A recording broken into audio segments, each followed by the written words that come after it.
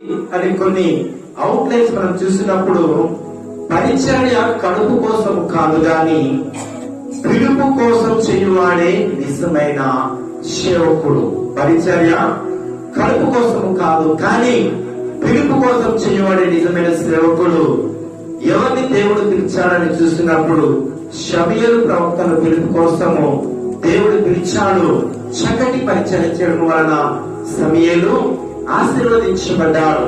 ఇంకా అనేక మంది సేవకులు పిలుపులో ఉన్నారు. ఇంకా దేవుడు ఒక వాక్యం తెలియపరుస్తుంది కదా, సేవకుడు కృతజ్ఞత కలిగి ఉండాలి. దేవుని స్తోత్రం. సేవకుడు ఎలా ఉండాలి? కృతజ్ఞత కలిగి ఉండాలి. అలాగే సేవకుడు దోషము లేనివాడై ఉండాలి. దోషము లేనివాడు ఉండాలి.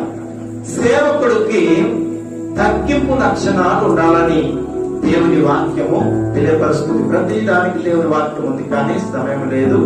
ఇది అవుట్లైన్ చెప్తున్నాను, అందుకే వాక్యాలు మీకు చెప్పట్లేదు.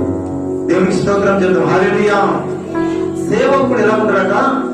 తగ్గింపు కలిగిన జీవితంలో ఉండాలని లూకాసు సువార్త 18:14. అలాగే సేవకుడు కన్నీరు కార్చి సేవకుడు కావాలి. సంఘం నిమిత్తము కన్నీటి ప్రార్థన చేసే సేవకుడు కావాలని యోబు 12:23 ఉంది. దేవుని స్తోత్రం చెప్తాం. హల్లెలూయా.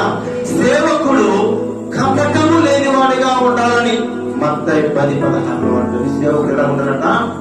కపటము కులుకుతుత్రాలు లేనివాడిగా ఉండాలని దేవుని ఒక వాక్యము సెలవిస్తుంది. సేవకుడు హృదయంలో ప్రేమే ఉండాలి.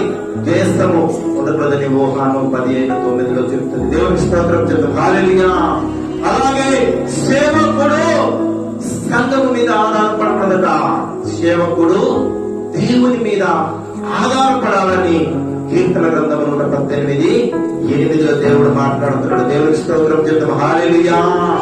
దేవుని బిడ్డలారా, మరి ఈ రోజు దేవుని యొక్క వాక్యం ద్వారా మనము తెలుసుకుందాము. అయితే